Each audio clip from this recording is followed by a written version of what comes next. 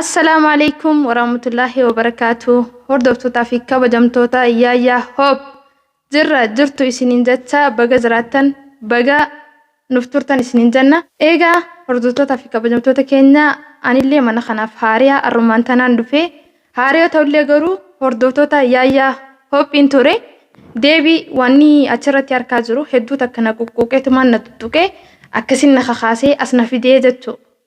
Saniifuu sanumarraahiin waan takka dubbachuudhaaf dhufeen isinita hanga xumura dubbii teenyaa tanan faana turaa isiniin jenna. Akkasuma gaa akkuma beeytan jannaa fi abdiin jaalala waliif qaban jaalaltii isaanillee akkuma nu gammachiisaa turtetti isaanillee akkuma gammachiisaa turtetti nutillee gammaduufi turre garuu hedduu takka nama wal jaalatu turan.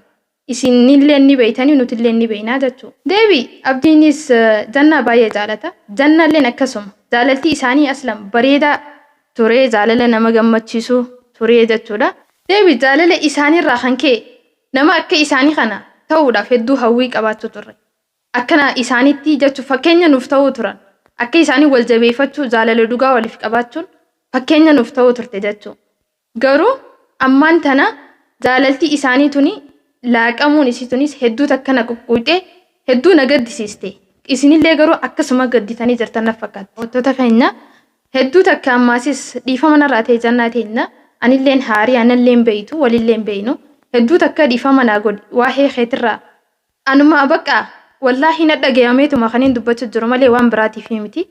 Deebii hedduu takka bas akka boleetii takkatti anilleen dhalaadha akka keetitti garuu wallaahi rakkoo takka qabda siif galee rakkoo qabda saniifuu hedduu takka bas jaalala namaa ilmi namaa takka yoo jaalala waliif qabaate jaalala dhugaa san karaa keessaatiin illee fixachuu danda'a. Jaalalti dhugaa yoo nama iddoo jiraatte jechuudha. Miidiyaarra wal baasuu osoo hin ta'in deebii ilmi namaa tokko fakkeenya isinirraa fudhata. Fakkeenya isin godhata. Isin jala yaa'a ilmi namaa maaliif isin daawwata? Daawwattoonni keessanillee hattaa fakkeenya isin godhachuu fi fakkeenya namaaf ta'a akka namni waldii gosoon taane akka namni walitti dhufu godhuu qabdan ture. Ani isallee hin beeku sillee hin beeku.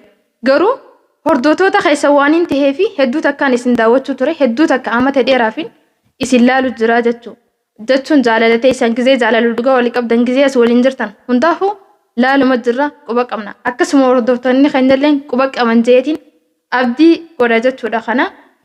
Akkasuma gurbaan kun siif jecha taa'u jira dhalatti hin dhiyaatu amma akkaan dhagootti wallaahi dhalaa takka hin dubbisu dhalaa wajjin deemu dhalaa jala hin deemu.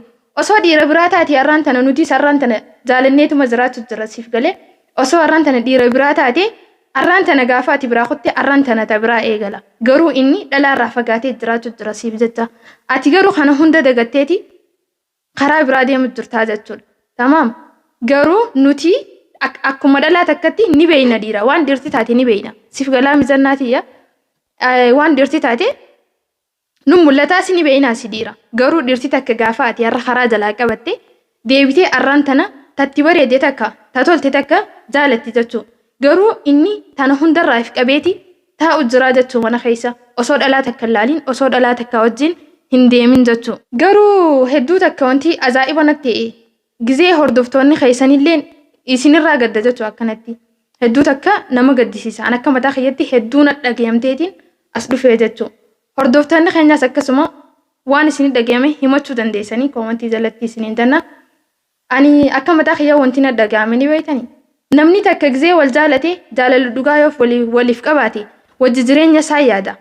Isiniif galee garuu osoo jaalala isaanii san miidiyaa gubbarra baasanii hammeenya walii dubbachuu osoo hin taane toltuu walii khayrii walii dubbatanii osoo wal dhabanii illee osoo dhugaa sanii wal dhabanii illee toltuu walii dubbachuu qaban miidiyaa kanarratti wal bahanii abbaa fadeehuu yoo taate namaan nu jidduu seenee namaan nu tuqee namaatu waa nu godhee jechuu ilmi namaa mataaf hin beeku. Ilmi namaa daa'ima har'aan tana isaan ammaan tana ijoolleen taane. Isinis akkuma beektan isaan nama guddaadha ijoollee miti. Namni takka waan fedhe yoo hin jeen iddoo isaanii seenuu hin danda'u. Daa'imni nu har'aan taniif beeka mataa isaa osoo nama gurguddaan tahin. Akkasuma gaa hedduu takka na gaddisiise hedduu takka mataa kiyya kana gara na galchuu jiraan isin jaa. Maaliif jennaan qalbiin nama takkaa qalbiin jaalalaan cabde jechuun hedduu takka gaa namuu akkuma jaalala beeytanii hedduu takka ulfaata. Akkasuma gaa jannaatiyya gizee dirree dhawaa turte achuma teessee isaan mari'achuu qabda ture osoo bakka biratti imaluu hin taane jechuudha. deebi namta wal jaalatu mistira wal raadee suni qaba hin qabu mistirri isaa walitti himata bakka deemu walitti hima hatta waan godhu deemullee walitti hima namni wal jaalatu waa hunda walitti hima jechuun namni wal jaalatu mush akkanuma deemtee bakka hunda dhaqu jaalala hoguu namaan jaan jaalalti tuni maal shinni jaarsa khiyyaa inni maadii maan narraa qaba jechuu osoo hin taane namni jaalala sii qabu takka gizee hulaa manaa baatee sitti hinaafa akkasuma bakka biraa deemuudhaaf wama fedhee taatu waliif dabarsuu qabda yaada keessan inni yoo siif hayyame ni deemta yoo hin taane ni teessaa jechuu deebi akkasuma osoo ni haasaan qabu jaalalleedha malee naaf inni jaarsaa jaartiidha jechuu dura namni takka hawwii waliin qaba yaada waliin kaayyatee jira yaada kana osoo waliin qabu osoo karaa deemu jirtan jechuu bar imalarra jirtan bas bakkuma san ga'uu taafe malee wal fuudhuuf jechuu wal fuudhuufi yaada qopheeffachaa jirtan saniifuu inninis itti yaadu atis itti yaadu qabda osoo namni wal fuudhuu deemu takka bar akkuma nama wal fuudhee jaama ni kuma bichaatu raafe malee tamam saniifuu inni ni khiyyan qabu qaadimaa khiyyaa miti maal jettee osoo bakka hunda deemu hin taane isaan mari'attee bakka hunda deemu yoo inni taasisin deemu taa'uudha jechuudha. Zannaatiyya wanti isin jedhutuni yoo akka khiyyaatti wahuma nagaan na fakkaatti yoo si aarsitellee akkuma aara fudhatta yoo si aarsinillee akkuma gorsa fudhatta jechuudha. Deebi jannaa waadaa abdiidhaa cabsitee jirta dhugaa rabbii. Waadaa abdii hedduu takka gantee jirta jechuudha ganuudha tuni. Akkasuma inni osoo ganee ni agarra gurbaa kana. Tamaam. Dhalaa biran deemu, dhalaa wajjin jiraatu, dhalaa wajjin hin deemu. Tamaam. Garuu ni beektaa waan takka wanti siif himu ilmi namaa takka gizee siif jecha waa hundarraa ifide atilleen akkasuma isaaf jecha waa hundarraa ifiduu qabda jechuudha. Deebi namni takka akka keessanii kana gizee ilaalee jaalaltii bar akka haftu godhu jirtanii. Anarraan tan amma kaniin jaaladhu dhiisuuf hin deema akka haay. Garuu ana zaayibana taatanii hoo namni yoo jaalatee akkanuma ol gadi haanuu dhiisuuf hin deema bar yoon biyya biraa galee niin gana jechuudha.